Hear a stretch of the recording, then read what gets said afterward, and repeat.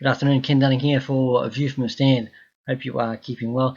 Great sporting events over the weekend, of course. We've seen the final of the Rugby League here in Christchurch, and also other great sporting events getting set as we change over from the winter sports season to the summer sports season. Summer sports just around the corner. The cricket kicking off in about 4 weeks. Softball around the same time, and of course before that we've got the basketball finals coming up. And last week saw lots of sporting action for the local secondary schools around New Zealand with their Winter Sports Festival being played in various locations. Congratulations to all those who took part, and we'll bring you some basketball results of how the secondary schools went later in the week when we talk to James from Canterbury Basketball, so looking forward to catching up with that. Also at the end of the week on View from the Stand, we'll be catching up with Dee, talking all things netball as well, and looking at the Silver Ferns and Australia game from last weekend. I also catch up with Karen, our golf correspondent, and also looking at one or two other sports as well, including indoor bowls with Carmel, and they've got some big weeks coming up as well. And also the start of the lawn bowl season, not that far away, with clubs already starting to register their players. Right, let's have a look at some sport from the weekend, shall we?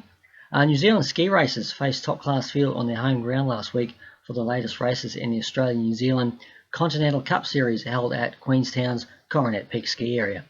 This field so far has included 4 giant slalom and 4 slalom races held at Coronet Peak and Mount Hotham Resort in Australia.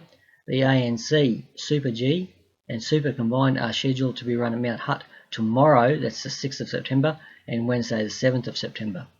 Now, Willis Feasy from Twizel has claimed the coveted yellow bib for the giant men's slalom, and Adam Burwood from Queenstown for the slalom. Australia's Greta Small has been leading the charge for the home nations in the women's field, earning the yellow jersey in the GS and the slalom. The yellow bib is awarded to top performing Australian and New Zealand female and male competitors from the ANC races held in Australia and New Zealand.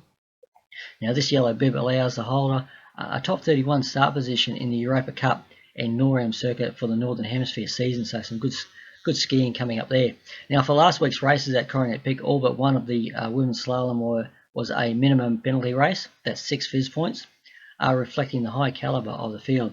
New Zealand athletes Adam Barwood, Willis Feasy and Eliza Gregg all earned top 20 placings, so congratulations to them. Willis recovered from a DNF on day 1 of the GS at Coronet Peak to finish 7th on day 2, and he placed 11th in the slalom on day 3 and 10th in the slalom on day 4. Adam Barwood finished 17th and 22nd in GS and 12th and 19th in the slalom at the Peak, with 2 9th place finishes in the slalom at the Mount Hotham races already in the bag. The yellow bib was securely his. The ANC races have provided some of New Zealand's up-and-coming racers with a chance to benchmark themselves against top international athletes, such as the 2014-2015 Europa Cup overall champion Ricarda Hazar of Austria. Now, Team Hut racer Georgia Bushell from Christchurch enjoyed her first experience of ANC races, and she's pleased to achieve her goal of making a top 30 in the slalom and as well, so congratulations to her. Now, the New Zealand athletes in particular are now looking forward to the speed races getting underway at Mount Hutt this week. Tuesday's schedule includes the ANC Super G and the New Zealand National Championships Super G. Wednesday, the ANC Super G and the Alpine combined. So good luck to all those taking part. And they've had some good snowfalls up at Canterbury's Winter Playground up there as well. Listen out on Friday and Saturdays. We talk to James from Mount Hutt. Rugby League now, and Linwood are the CRL premiers for 2016, defeating Hornby Panthers in front of a crowd of around 1,400 yesterday at AMI Stadium. In cold, blustery conditions, Linwood came out like Lewis Hamilton off the grid, scoring 3 tries in the first 10 minutes. The young Panther side were trying desperately to hold a racing car, but to no avail. Some silly mistakes also cost the Hornby Panthers in that early part, but mainly in that early 10 minutes there or so. Linwood just way too strong. Linwood were helped by some poor refereeing decisions, including a forward pass, which some of those only in the grandstand seem to have seen. Linwood led 28-0 as the side went to the sheds, and it was pretty much over from there. But the young Hornby side came out firing again in the second half, and Jed Laurie's youngsters can only improve with age. It is often said you have to win a final to appreciate. You have to lose a final to appreciate winning one, and if that's the case, then I'm certainly picking the young Hornby side to come out firing in 2017. 29-10 was the final score. As I said, a good crowd out there, and in what was windy and blustery conditions. Looking now at Australian rules, and the second round of the Australian rules season was on Saturday, with Ashburton Eagles 11-29-95 defeating University Cougars 4-3-27. Eastern Blues 7-3-45 lost to last year's finalists Christchurch Bulldogs 14-10-94. And from all reports, good games out there. The first few games, of course, are going to be played on Sunday, and then once the AFL finals being played, it will revert back to a Saturday, we are told. So 12:30 p.m. at Northwood Park, again, is the CAFL games out there. And good crowds turning out as well.